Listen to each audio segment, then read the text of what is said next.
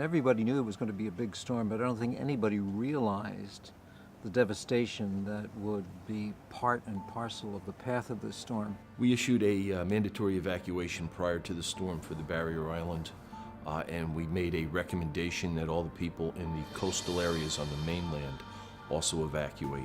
And when the governor got involved and said it's going to be a huge surge, and he had all the up-to-date weather maps, that's when we took it for real. And I remember telling my wife that this storm scares me. She goes, "What do you mean?"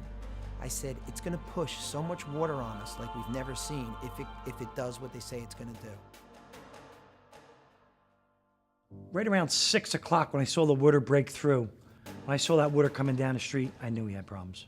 The deuce-and-a-half Army trucks and the 5-ton Army trucks, those wheels weren't even high enough to get in through some of the flooding, which was 5, 6, 7 feet in some places. Within 45 minutes, the water was in the house. My husband said, grab the pillows, blankets, radio. There was one family that was trapped in their home, surrounded by fire on 2 sides and a couple of feet of water in their home, and we couldn't get to them.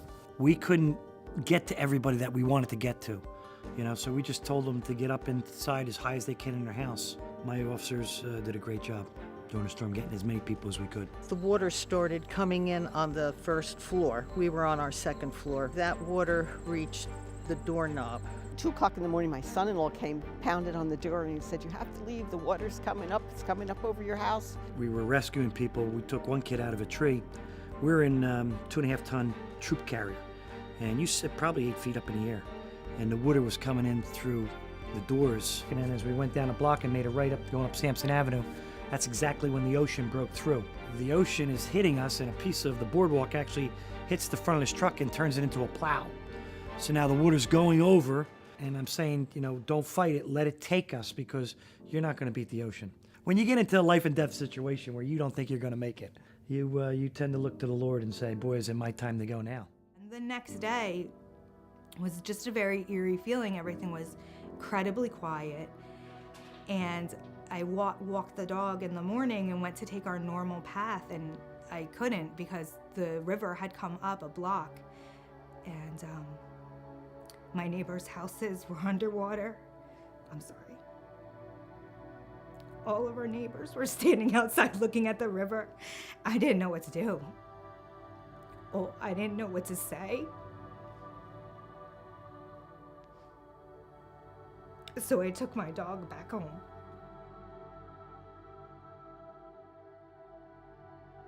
There was sand, trees, houses in the middle of the street, cars buried in a hole in the middle of the road. Just the image I have in my mind are homes that were flattened or destroyed. And just the realization that image represented the lives of people. I never went to somebody's home. Everybody came to me, and now we have no place for anybody.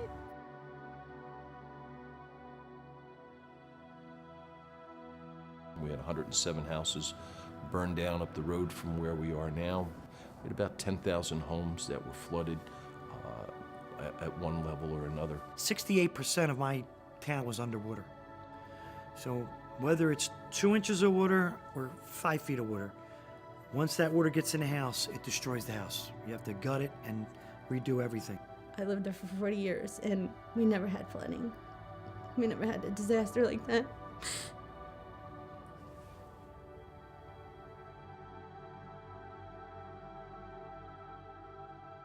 Personally, I had some damage to my home. I said my parents, but our businesses suffered tremendous loss.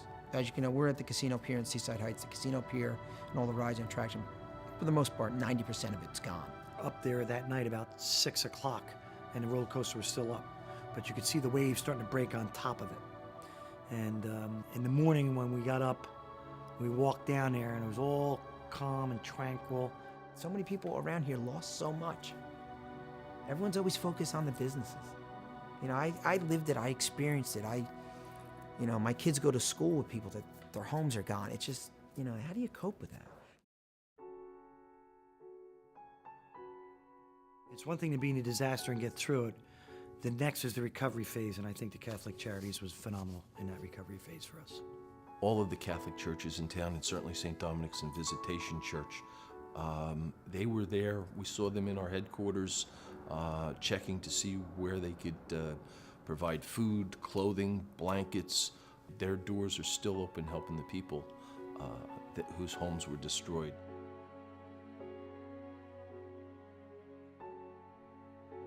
This is what the church does.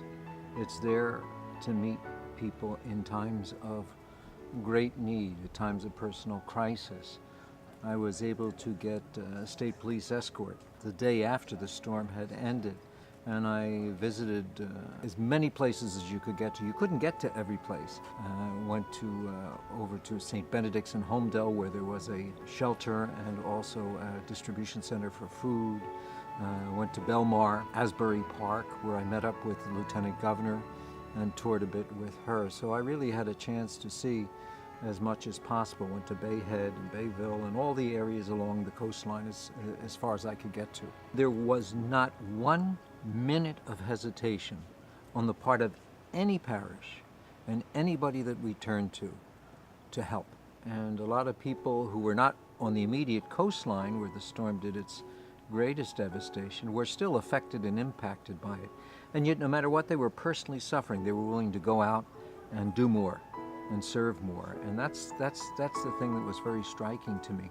All of our counties responded. We raised over $1 million just for our own diocesan outreach, and the generosity of the people of the Diocese of Trenton is always amazing.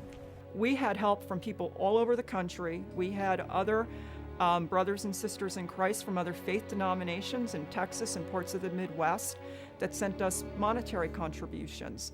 I think what happens is when people see that there's a natural disaster like this, it's their instinct to call the local church to find out what they can do to help. And that's a great deal of what happened here. There were many other things. The bishop actually had a collection, or he suggested a collection to all the different parishes in the diocese for those affected by the storm. All that money that came in was used exclusively for helping people affected by the storm. One of the things that most impressed me in working with people in the storm was their generosity and their faith. It's because of our Catholic faith and our belief in reaching out to others that we provide whatever we can. That focus that first couple weeks was really on housing and feeding people. And thankfully, the diocese was at the forefront of getting infrastructure in place to help us to start distribution of assistance in a meaningful way. Where were our strengths? Who did we have that could help deliver services along the coast? The agencies would be Project Paul in Keensburg.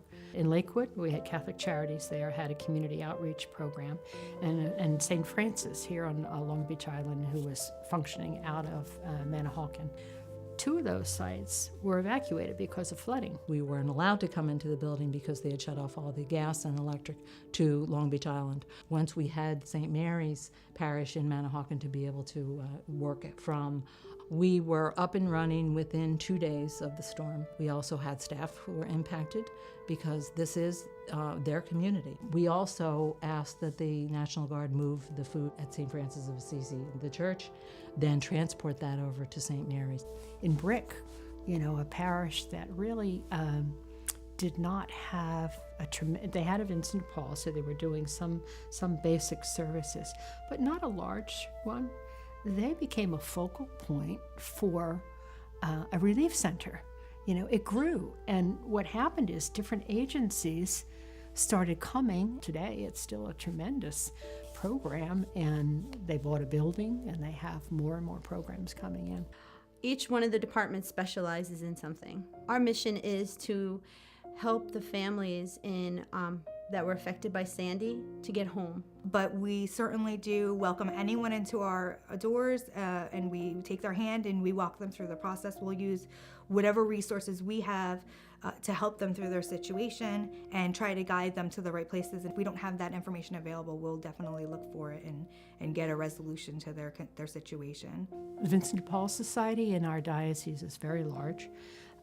We have 52 different conferences or groups that are connected to parishes. Our structure was such that we knew how to handle individual cases and knew how to make best use of the money. The vast majority of the money we've had to work with has come from Bishop O'Connell through the Hurricane Relief Fund. There were, of course, donations that came in from all over the country, individuals, other Catholic churches, as well as other Christian denominations. I would say approximately 70% of the funds that we've had to work with came from the bishop. They have distributed the diocesan hurricane relief money that we received 100% to the people. In addition to them, there are other parishes that have wonderful social concerns groups. So we worked with them and they also could access diocesan money. They're first tier, but the second tier, really the need for professional backup. Case management is a big piece of that. How do you navigate this whole system that the government has for assistance, which is great, but is very slow moving in that there are so many pieces to it. When families would come to meet with me to discuss their needs, such as food, shelter, clothing, even the emotional support of talking to someone, having them figure out their insurance paperwork, their FEMA paperwork, we had people reach out to us and we reached out back to them and got a lot of families anything from, a bed or manpower to get, all the debris out of their house. We almost served as that epicenter to helping the families with all of those things. Catholic Charities reestablished their disaster relief team, and they received grants which enabled them to hire more people on. And they are still full force in still trying to get people through the process. People are still very much not stabilized, and we still need to help them to do that. God doesn't send the trouble, he sends the help. That we're just instruments, and he's moved people to send us help. So I'm going to say that he'll send us more help.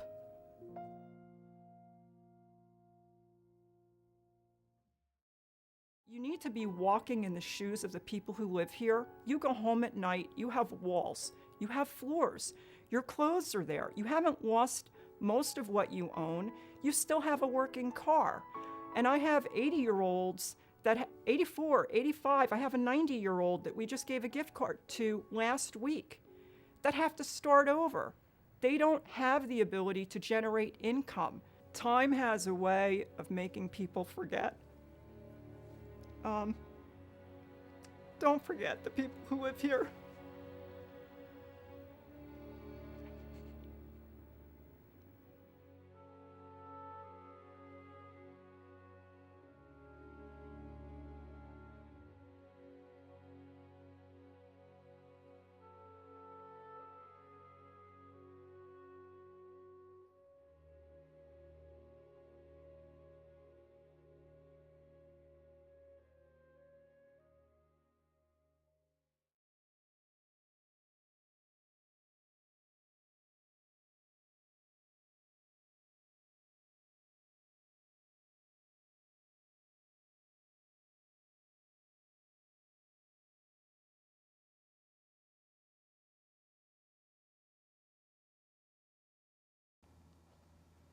Hi, welcome to the Catholic Corner. I'm Monsignor Walter Nolan. You were just watching the very moving mini documentary titled Voices from the Storm, produced by our own diocese, the Diocese of Trenton Department of Radio and Television, in collaboration with the Monitor and its partners. Video actually can almost bring us to tears and stop us in our tracks. See, it highlights where we are a year after Superstorm Sandy hit the Jersey Shore and other parts of our diocese in New Jersey and many places. And as you've seen and heard, many of our residents continue to feel the impact of Superstorm Sandy. Many are still not in their homes. If you've taken a ride or talked to anybody, it just doesn't go away that easy, does it? And some things never go away. My guests today are going to tell us a little about their love for their vocations, their people, our brothers and sisters, about how Catholic social services in our diocese continues to help the people impacted that are still struggling as a result from that storm Sandy that somehow we call Superstorm. Sister Joanne Dress is a daughter of the daughter of charity, and executive director of Catholic Social Services in our diocese. Sister Joanne, thanks a million for being with us. Thank you. I enjoyed watching your smile on the TV. Marlene Leo Collins is the executive director of Catholic Charities. She's going to tell us about the good work that her organization, Catholic Charities, has been doing to reach out to those impacted by Sandy. Marlene, always great to have you with us. Thank you. Marge McGinley, a dear friend for a long, long time. Marge is the strategic goal leader for spirituality formation and leadership development for the St. Vincent de Paul Society National Council. St. Vincent de Paul is named after a great saint, but they live the name. And Marge is going to tell us about the unique program that's designed to help families who have lost the most of the contents of their house. It's called House in a Box. Thanks again, Marge. Thank you, You Monsignor. know, you three women are just saints in my heart. And what do we do without people like yourselves? But there's tons of people, aren't there? There are. Maybe, Sister Joanne, if you don't mind, we watched the video. And if you watch that video, you just have to, take a gulp and, I don't know, want to reach into your pocket, want to reach into your free time or whatever. But anyway, we like to kind of talk a little bit about our diocese because it's a beautiful diocese. It is. But I think all dioceses are beautiful. I don't know, but ours is especially beautiful. That's right. But maybe we can kind of talk a little bit how we responded to the emotional and financial aid for families. A lot of work took place over the last year, but our beautiful church, and we realize more and more, don't we? It's not just the brick and mortars, it's the hearts, it's the love. I mean, I just said it the other day, he gives us hints. You fed me, and you clothed me, and you nourished me, all that stuff, and I hope everybody else knows all that stuff. Mm-hmm. But we don't just say it, do we? Huh? We live it. So tell me, how are we continuing with the efforts to help those impacted by that? And unless you've seen the storm, been part of the storm, you can't even imagine. Can't even imagine. So tell me a little bit. Thanks, Monsignor, for inviting us to really share a little bit of what we've seen and heard. I'm just so tremendously moved and happy to talk about the response that the people of the Diocese of Trenton have made to respond to these needs. So much of what I would hope people would know was really contained in that great video. And we've continued just day in and day out trying to do whatever could be done. The different people that we identified, the different organizations. I guess I'd want to back up a little bit and say, we have 107 parishes in the diocese. And before the storm hit, they were all doing outreach of some kind. As you know, you look around and you say, what needs to be done? And then you try with whatever resources you have of people and financially to do what you can to meet those needs. So when the storm hit, it was just natural for these same people to come forward and to get others to join them to do whatever they could. And so, they were there before the storm and they'll be there after the storm. It's not just something that's happening, during a disaster, a specific disaster, but it keeps going. I don't want to repeat a lot of what was in that video. We certainly, as a diocese, we saw we heard the bishop speak about suggesting a collection. The collection that we got from the people of the diocese, as well as from other dioceses and groups and individuals, amounted to $1,071,000. And as we mentioned in the video, the Vincent de Paul Society and other parish social concerns groups and all helped to distribute that money to people in need. They already had a structure in place. They did home visiting and assessments, and then they accessed the money, and we really tried to work with them as quickly as possible to get the resources to them. And I give a lot of credit to the diocesan staff for doing that. But they were amazing in getting that out. I guess I want to say that, you know, we depleted all of that $1,071,000. And so while we were looking for more resources, you know, from different funds and from different grantees, the people in the parishes continued doing whatever they could. And our social service agencies, and I'm so happy to have, you know, Marlene and Marge with us today, you know, because while there were other agencies, their two agencies represent a huge effort and different skill sets, different responses, you know, that they responded to the needs for case management, the need for trauma counseling, the need for just whatever is needed to step out and do that. And we saw Visitation Parish on there. Well, Catholic Charities was very instrumental in getting them up and running and getting connected with other places. So to answer your question in terms of what have we done, I think, you know, a concerted effort, certainly Vincent de Paul conferences and Catholic Charities, but St. Francis was mentioned, Project Paul, some of our other agencies, they all did whatever they could with the resources and personnel and skill sets that they have. Kind of like in our DNA, isn't it? It's I mean, amazing. It just seems how quickly we can respond. And it really was, that is the diocesan response. It's the people in the parishes, it's the agencies, it's those who could come forward and think of new things to do, as we'll hear from Marge. And It's just nice to know that our leadership can go right down to the grassroots, and the grassroots, you know, responds. When you mentioned these two beautiful women, I was thinking of like the Touchdown Twins or something. Yeah.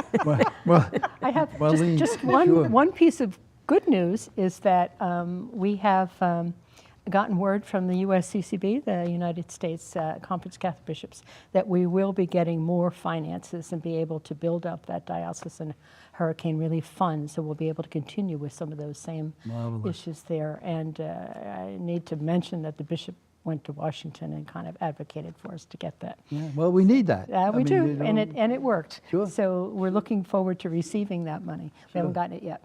You can't do it all by wishful thinking. That's right. Marlene, tell me a little bit about you know, this effort of Catholic Charities that Sister mentioned so well, and it's long term. Absolutely. It's so when after the storm, soon after the storm, one of the things I heard from our partners across the country that have experienced similar disasters is that this is going to be a long-term process, and that we had to be sure to be prepared to help people, as Sister mentioned in the video, navigate through this process.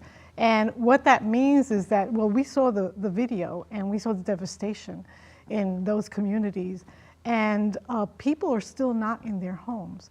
So they have to apply for different FEMA assistance, insurance. They have to figure out how they're going to live outside of their home and where they're going to get the resources, still go to work, find a new school for children, get clothing. This is on top of the trauma of losing maybe some or all. And so what we did from the very beginning, along with meeting the immediate need, is we did disaster case management. And after a point, but that was still helping people with the immediate need. After a certain point, then we do the long term, which involves having a conversation with individuals and families and putting a plan together and making sure we don't do things for them necessarily. In some cases we do some advocacy, but we help them make a plan and then help them go forward in completing the steps towards that and ensuring that it's a sensible plan that's going to get them back to their home or someplace else if they need to. Along with that, we do the counseling. Very often they don't come, families don't come for themselves, or the parents don't come for themselves, but their child is experiencing something. So we're able to refer the child and very often, and sometimes also include the parents. So they get, it's a trauma, so they get the counseling that they need to really learn to cope with this trauma, this difficult situation. From one day to the next, you know, one day you had a home, you had your teddy bears, you had, you know, and then your car, and the next day it's all gone. Marge, I know you've had some experience with a program, House in the Box. Can you kind of share with me a little bit about that? Well, St. Vincent tells us love is creative to infinity. So we got creative. These people are coming back thanks to a lot of case management with Catholic Charities. When they get back, they have nothing within their homes. So we have a program called House in a Box. Our St. Vincent de Paul workers work with the case managers with Catholic Charities. They go out into the homes, they assess, what do they need?